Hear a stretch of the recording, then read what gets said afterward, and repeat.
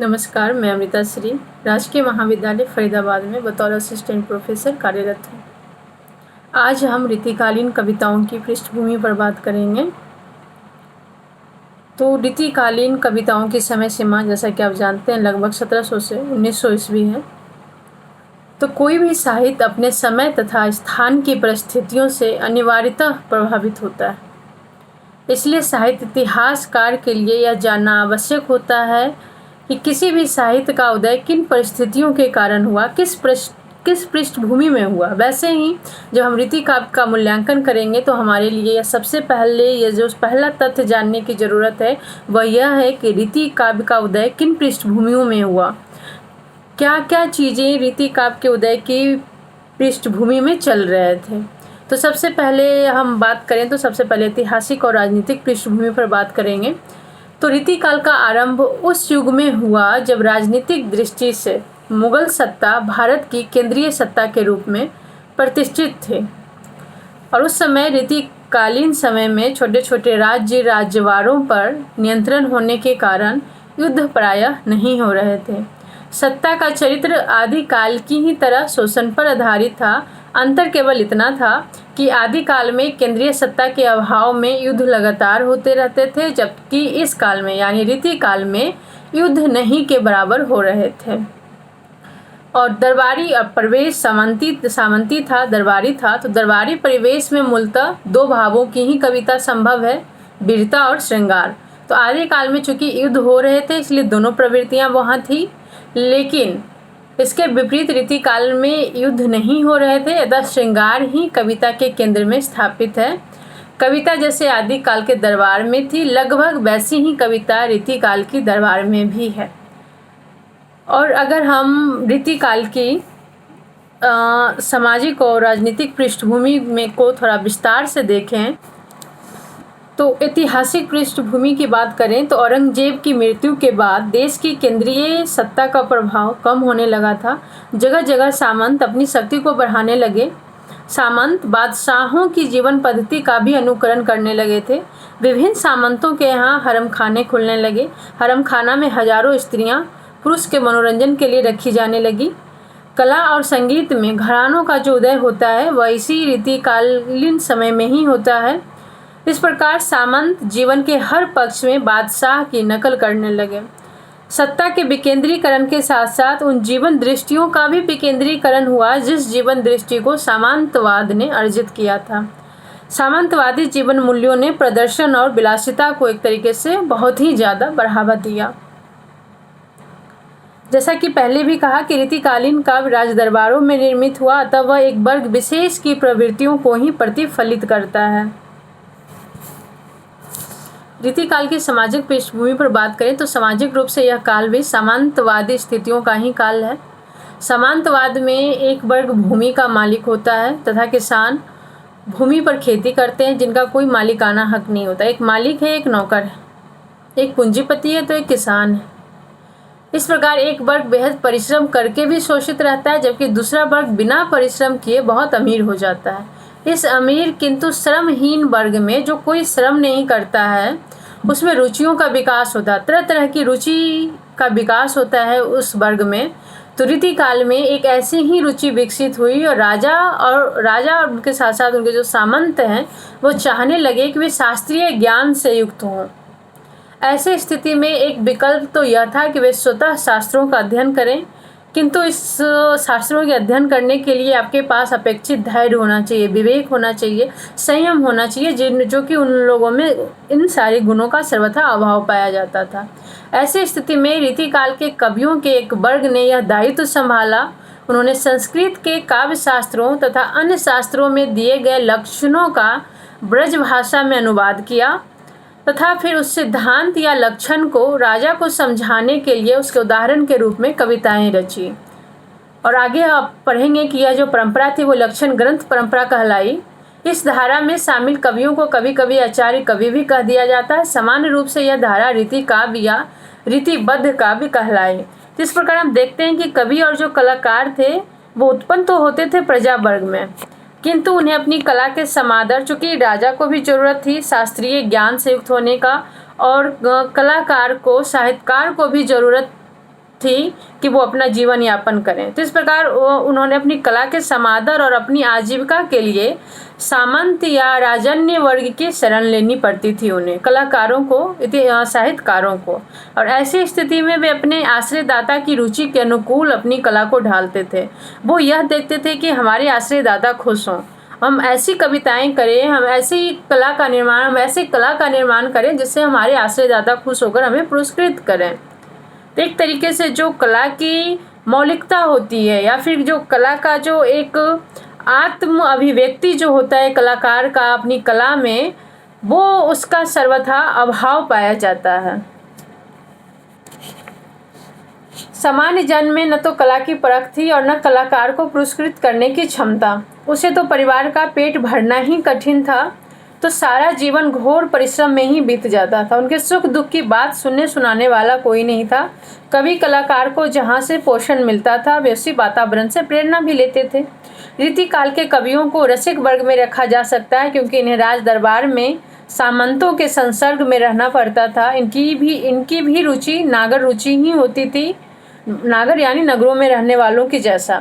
ये अशिक्षित ग्रामीणों को गंवार समझते थे, जिनकी गणना अरसिकों में होती, यानी अरसिक यानी कि वो कला का रसपान करने में समर्थ नहीं है, वो अरसिक हैं। बिहारी रत्नाकर में एक छंद भी आता है कि बेना इहाँ नागर बढ़ी जिन आदर तो आब, फुल्यो अनफुल्यो भयो गवई गाँव गुलाब। इस प्रकार रीतिकालीन कविता का सामाजिक परिवेश नागर होता था, जो विशेष संस्कार और रुचि से संपन्न माना जाता था। लोक जीवन की त्रासद स्थितियों की चर्चा करके वे आश्रयदाता का कोपभाजन नहीं बनना चाहते थे। तो सामान्य लोग किस अवस्था में है, उनकी अवस्था कितनी दयनीय है, इसका वर्णन वो नहीं करना चाहते थे, क्योंकि आश्रयदाता इससे वो गुस्सा हो जाते और गुस्सा होने के बाद फिर उनका कलाकार का जीवन यापन चल पाना मुश्किल हो जाता। तो इस प्रकार सामाजिक पृष्ठभूमि हमने देखा, रीतिकाल के उदय की सामाजिक पृष्ठभूमि। इसके बाद हम थोड़ा रीतिकाल की सांस्कृतिक पृष्ठभूमि पर बात करेंगे। तो रीतिकालीन कविता जिस संस्कृति की उपज थी उस पर तत्कालीन दरबारों का गहरा प्रभाव पाया जाता है। दरबारों में ही संगीत कला, चित्रकला और स्थापत्य कला का पोषण हो रहा था। दरबार चाहे मुगल बादशाहों, नवाबों का हो या राजा महाराजाओं का, कलाकारों को वहीं प्रश्रय मिलता था, वहीं आश्रय मिलता था। मुगल दरबारों में फारसी भाषा ही प्रचलित थी। उनकी कलात्मक अभिरुचि ईरानी शैली से प्रभावित थी। हिंदू दरबारों में जिन कलाओं को संरक्षण मिला उन पर भारतीय सांस्कृतिक परंपरा का प्रभाव देखा जा सकता है, किंतु उन पर धीरे धीरे ईरानी शैली भी अपना रंग चढ़ाती गई। इस युग में यानी रीतिकाल में फारसी काव्य परंपरा का भी हिंदी पर प्रभाव पड़ने लगा। फारसी काव्य परंपरा की प्रमुख विशेषता थी कि इनमें कविताएं प्रायः प्रेम के विरह पक्ष पर केंद्रित होती थी तथा उनमें विरह की मात्रा बहुत अधिक होती है। इसके अतिरिक्त शायरी की प्रमुखता के कारण मुक्तक काव्य परंपरा का अभूतपूर्व विकास भी इस काल में होने लगा था। यही कारण है कि रीतिकाल की कविताओं में प्रायः मुक्तक कविताएं ही लिखे गए हैं। रीतिकालीन कविताओं की धार्मिक पृष्ठभूमि पर अगर हम बात करें तो हम कहते हैं उस समय का जो धर्म था, धर्म भी या किसी भी समय का धर्म भी युग धर्म से अप्रभावित नहीं रह सकता। युग का जो धर्म चल रहा है उससे कहीं ना कहीं धर्म भी प्रभावित होता है और धर्म से युग का धर्म भी प्रभावित होता है। अकबर के शासन काल में धर्म में भी उदारता और सहिष्णुता की भावना प्रधान हो गई थी। अकबर ने विभिन्न धर्मों में समन्वय स्थापित करने का प्रयास किया था और अकबर द्वारा जो धर्म चलाया गया था, दीन इलाही जो चलाया गया था, वो इस बात का सही धर्म में धार्मिक सहिष्णुता का प्रमाण है। हिंदू मुसलमान की एकता लिए उसने राजपूतों से वैवाहिक संबंध स्थापित किए, किंतु जब औरंगजेब की धार्मिक कट्टरता ने अकबर के सारे दीर्घकालीन प्रयासों को धराशायी कर दिया। नैतिक पतन हो रहा था धर्म का। रीतिकाल के समय में नैतिक पतन के इस युग में धार्मिक भावना भी अपने उदात्त मूल्यों का त्याग कर रूढ़ि पालन और अंधविश्वास से ग्रस्त हो गई थी। पंडित राज की प्रसिद्ध उक्ति है, दिल्लीश्वरो या जगदीश्वरो वा, अर्थात कवि कलाकारों को संरक्षण या तो दिल्ली के ईश्वर के दरबार में मिल सकता है या फिर जगदीश्वर के दरबार में। लेकिन उन्हीं पंडित राज के समय में दोनों ईश्वरों के चारों ओर विलासिता और ऐश्वर्य प्रदर्शन का जाल बिछ गया था, जिससे धर्म या नैतिकता के स्वरूप में काफ़ी गिरावट आ गई थी। धार्मिक पृष्ठभूमि के बाद साहित्यिक पृष्ठभूमि पर बात करें कि रीति काल से पहले किस प्रकार की साहित्य की रचना हो रही थी, तो इस साहित्यिक पृष्ठभूमि पर बात करते हुए हमें यह बात जानना जरूरी है कि साहित्य पर समाज और संस्कृति का प्रभाव अवश्य पड़ता है और हर हाल में पड़ता है। रीतिकाल का काव्य भी अन्य ललित कलाओं की भांति सामंती परिवेश से पूर्णतः प्रभावित है, यानी रीतिकालीन कविता भी अपने समाज और संस्कृति से पूर्णतः प्रभावित है। रीतिकालीन कवियों का जो सौंदर्य बोध था वो मुगल कालीन वैभव और विलास से ही प्रेरित था। आचार्य रामचंद्र शुक्ल ने अपने इतिहास में लिखा है कि राजा महाराजाओं के दरबार में विदेशी शिष्टता और सभ्यता के व्यवहार का अनुकरण हुआ और फारसी के लच्छेदार शब्द वहां चारों ओर सुनाई देने लगे। अतः भाट या कवि लोग आयुष्मान और जय जयकार ही तक अपने को कैसे रख सकते थे। वे दरबार में खड़े होकर उम्र दराज महाराज तेरी चाहिए पुकारने लगे। इस तथ्य से आप साहित्यिक पृष्ठभूमि रीतिकाल की साहित्यिक पृष्ठभूमि का अंदाजा लगा सकते हैं कि उनकी साहित्य की दिशा और दशा किस गति में आगे बढ़ा। रीतिकाल से पहले भक्ति काल था, तो भक्ति काल के कवियों ने दास्य, सख, वत्सल और श्रृंगार या मधुर इन 4 रसों को स्वीकार किया, पर कृष्ण भक्ति में विशेष विकास श्रृंगार का ही हुआ। भक्ति काल की अंतिम रचनाएं काव्य दृष्टि से श्रृंगार की ही रचनाएं हैं। भले ही उसे हम लौकिक श्रृंगार की सीमा में न घेर सकें, पर वह श्रृंगार का ही ईश्वर से संबद्ध रूप हो गई है। इस विषय में आचार्य रामचंद्र शुक्ल का कहना है कि हिंदी में श्रृंगार की काव्य धारा भक्ति धारा से ही फूटी, अतः स्वकीय प्रेम के लिए उसमें अवकाश न रहा। प्रेम के विस्तार और वैविध्य के लिए परकीय प्रेम ही अधिक उपयुक्त था। फिर दरबारों में फारसी प्रेम पद्धति के निरूपण में भी परकीय प्रेम में आवेग और तीव्रता का प्रदर्शन किया जाता था, जिससे हिंदी के कवि भी अछूते न रह सके। भारतीय मर्यादा को ध्यान में रखकर प्रेम के आलंबन श्री कृष्ण और राधा ही रखे गए।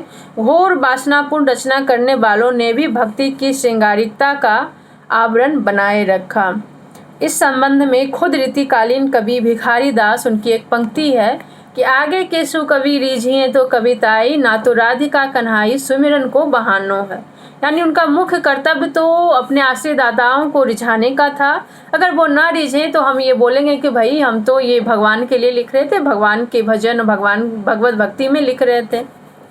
यानी एक तरीके से भगवान को उन्होंने आश्रय बनाया अपनी कविताओं को वासना और ये जो भी उनके जो विषय वस्तु थे उसको ढकने के लिए।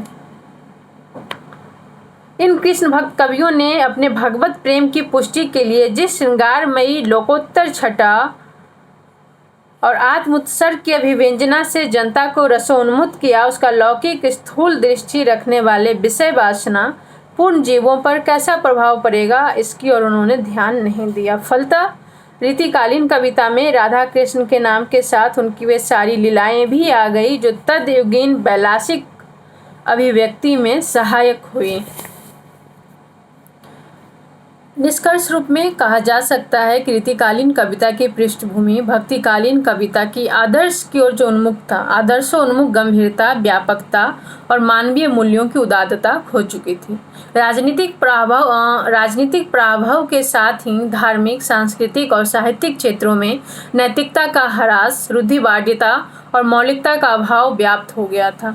अकबर की उदारता और समन्वय की प्रवृत्ति ने जहां देश को कुशल प्रशासन, दृढ़ता और सुव्यवस्था दी, वहीं साहित्य, संगीत और कलाओं में भी अद्भुत सामंजस्य और मौलिकता के दर्शन हुए। उसके दरबार में 9 रत्नों के अतिरिक्त भी अनेक विद्वानों, कवियों और धार्मिक नेताओं का सम्मान किया जाता था। उसने उच्च स्तरीय सांस्कृतिक चेतना का प्रसार किया, किंतु उसके उत्तराधिकारी प्रदर्शन प्रिय और विलासी हो गए, और जिसका प्रभाव हिंदी साहित्य पर दूर तक पाया जाता है। भक्ति काव्य में अलंकरण और श्रृंगारिकता का प्रचलन बढ़ा। भारत ईरानी कला और जीवन दर्शन ने साहित्य में व्यापक रूप ग्रहण किया। दिवालियों में मुगल दरबार का अनुकरण किया जाने लगा। मर्यादा पुरुषोत्तम राम और नट नागर कृष्ण दोनों पर तत्कालीन दरबारों का प्रभाव पाया जाता है। सामान्य जनभावना से देश के शासक और विश्वसनीय देवता दोनों दूर होते गए। यह सांस्कृतिक और नैतिक पतन का चरम बिंदु था। साहित्य जब जब रुधिरग्रस्त होकर अपनी जीवंतता खोने लगता है तो नई स्फूर्ति के लिए उसे जनजीवन के निकट संपर्क में आना पड़ता है।